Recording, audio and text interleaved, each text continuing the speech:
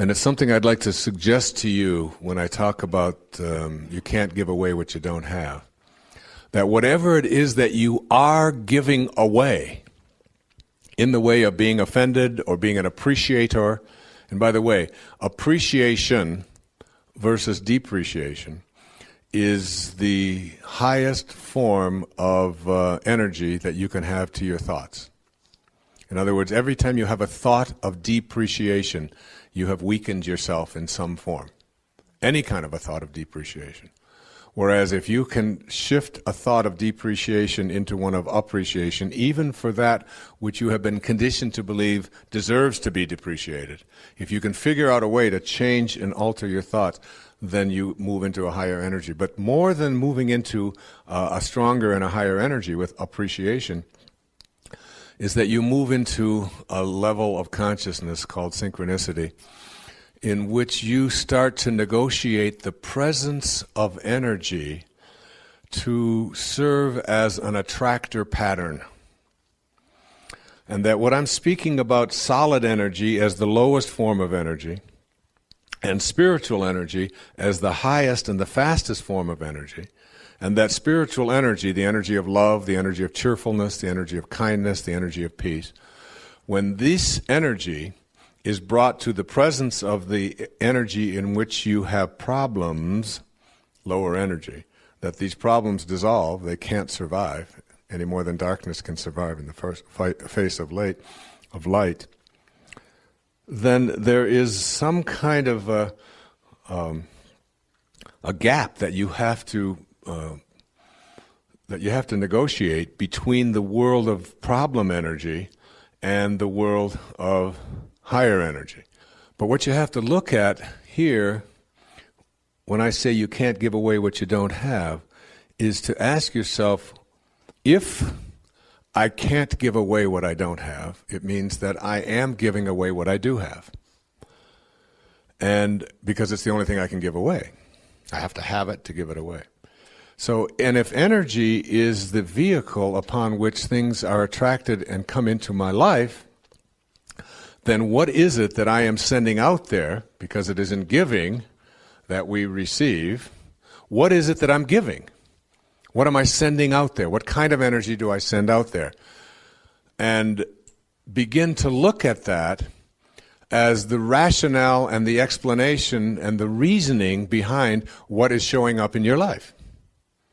That it really has nothing to do with what's going on outside of you in other people and in other events and in what other people are saying or doing or circumstances of your life.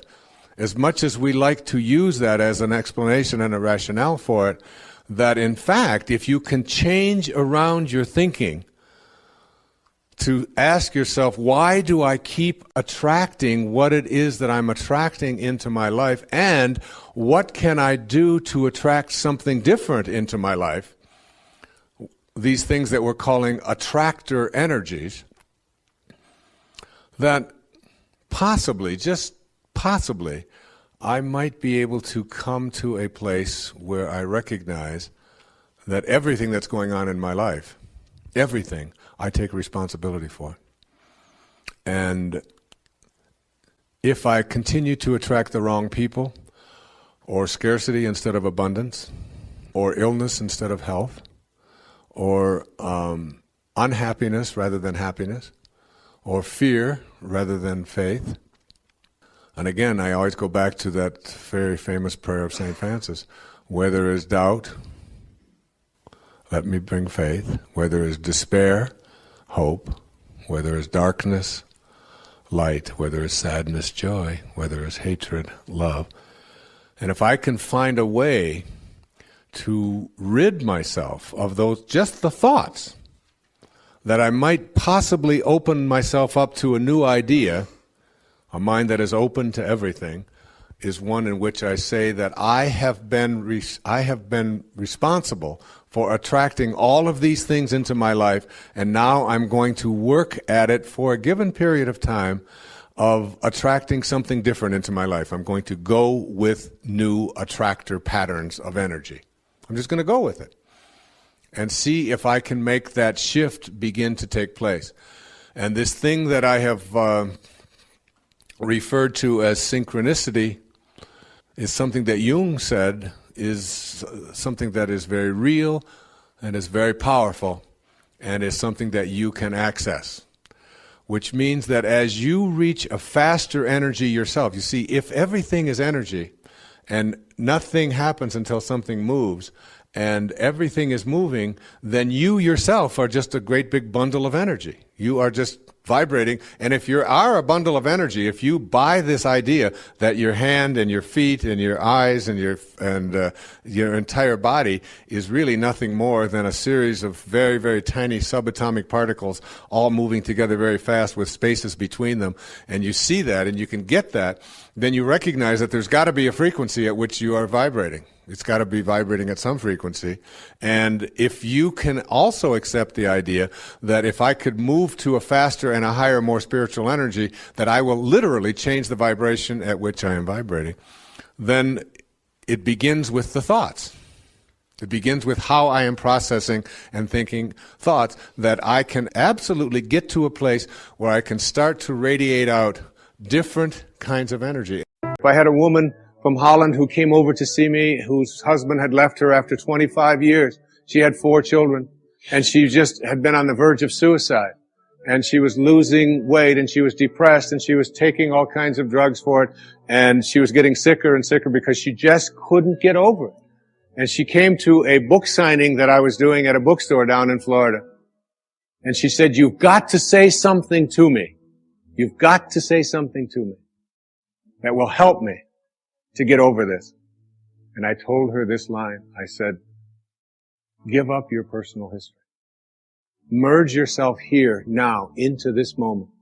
And those 25 years are something, if you want to understand how to do it, think of your past as, this hat. And this is your past. Now you can't just set this thing down over here and walk away from it and give up your personal history, because you'll always have it there to look back at. What you do is you pick up your past and you embrace it. You understand it, you accept it, as I had to go through these things that I had to go through in order for me to get to this place today, and the evidence for that is that I did. You don't need any more evidence. You did. And then you toss it. You toss it. You embrace it, and you toss it. And you merge into the now by giving up your attachment. And some of you have heard me use the metaphor of the wake. Alan Watts talked about the wake is not what drives the boat. The wake is just a trail that is left behind. That's all it is. And so is the wake of your life. And the wake doesn't make the boat go, and neither does the wake of your life, the reason why your life is going in the direction that it is. The wake is a trail that is left behind, and it's an illusion to believe that it is the cause of your suffering or your struggles or your difficulty. Give it up. Let it go. Embrace it, understand it, get help doing that if you must, and then move into the now. Wisdom is avoiding all thoughts which weaken you. You know, every thought has an energy, just like everything else in the universe. And if you have a thought of shame, it will weaken your muscles. And what is your heart but a muscle? If you raise a child to believe in shame and feel ashamed of themselves, every time they think that shameful thought, they will be weakened. And if you have a thought of fear, and if you have a thought of stress, and you have a thought of anguish and anxiety, all of these thoughts and many more are the thoughts that will always weaken you. When you are having a thought that you know is disempowering you, shift it. Shift it to one that is empowering rather than disempowering. And the thoughts that empower are thoughts of neutrality and willingness and love, and ultimately thoughts of divinity. And when you see a troubled person who is out there struggling at the highest level of unity consciousness or God consciousness, or spiritual consciousness, you recognize yourself in all that you see. There, but for the grace of God, go I. And I am connected to that person. Changing your thoughts. I appeared on the Tonight Show many years ago, several times, quite a few times. And I remember coming home from the Tonight Show, and I was walking along the beach, and they had taped the show the night before, and I was out for a walk, and a woman who lived in the Northeast stopped me, and she said, "Didn't I see you last night on the, how could you be here?" I said, "Well, I flew the red eye, and I was walking along." She said, "You know, we're moving down here." She said, "What are the people like here? What's it like?" And I said to her, I said, "Well, what are they like where you live?" She said, "Well," she said, I live in a very big city." And she said, "They're very pushy. And people are not very kind. And they don't have time for you." And she said, "It's really not very pleasant." She said, "That's one of the reasons I'm leaving there." I said, "Well, that's pretty much what you're going to find here." That's basically what the people are like here. On the way back on the same day, someone else who had seen me the night before on the Tonight Show, who had lived in the Midwest, stopped me and asked me almost the same question. She said, "You live here?" I said, "Yes." She said, "Well, my husband and I are moving here and we're looking for a school." She said, "What are the people like here? What's it like here?" I said, "What are they like in Chicago where you live?" She said, "It's the Midwest." She said, "People are very friendly, they're open, they open their homes to you, they're very loving, they're very kind." She said, "It's a wonderful place." She said, "I love that. I'm going to really miss that." I said, "That's pretty much what you're going to find here." It's what you expect. It's what you think about that expands. It's what Emerson taught us. The ancestor to every action is a thought. Change your thoughts, and you change your world. Change your expectations, and you change around what you begin to manifest and see showing up in your life. I have been accused over the years in the critical press of providing false hope to people. People will call, and I'll be on a talk show on the radio someplace in the world, and someone will call in who's been diagnosed with a terminal illness of some kind. And I will talk to them about not buying into the diagnosis. About why would you just listen to a group of people who have a vested interest in convincing you of this impending doom in your life? And the law that has ever allowed any miracle to ever take place in the history of humanity is still on the books. It hasn't been repealed. So that energy, whatever it is, whoever has ever healed themselves of a diagnosis of terminal illness, used the same kind of energy that is in you. And so people say, well, that's providing false hope and so on. And I remember, again, to speak about Michelangelo, I mean, these people that I selected for, or that selected me for Wisdom of the Ages, I feel after studying their lives in depth and looking at not only what they had to say, but what they were like, I mean, I feel like you're talking about my grandfather or something when you speak about Michelangelo. And again, in Florence, when we went to Florence, I said, I'm just going to go see the statue of David. And I thought, well, I'll just look at this statue. Everybody has to see David. Yes. And I walked in there, and you go through this long corridor, and you see all of these slaves on either side that are coming out of the concrete that were all sculpted by Michelangelo. And then you come into this room that's all lit, and then there's this statue, this magnificent statue, and it's 18 feet high. And it is the most astounding thing I've ever seen. And I'm not a big art critic or even going to art shows and sculpture and all that. I enjoy it, but it's not something that I have a passion about. Yes. Well, 4 hours later, Michael, I was still standing in front of that statue. My wife and my 3 daughters were out there climbing El Duomo and buying shoes and doing all the things that you do when you're in Italy. Right. And they came back and they said, "Dad, come on, we have to leave." And I felt like I couldn't leave that place. It was such a beautiful experience. I mean, you can see every vein in the in this thing, and it's just a magnificent experience. So when they ask, there's this wonderful quote that they ask Michelangelo, how could you have created such a perfect specimen of sculpture from one piece of marble? His famous quote is that David was already in the marble.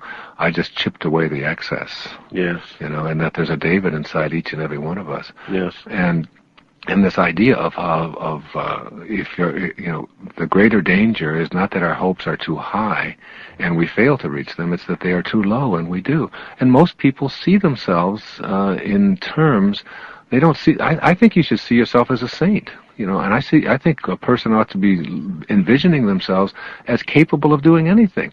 I think it's possible to excel in every area of life.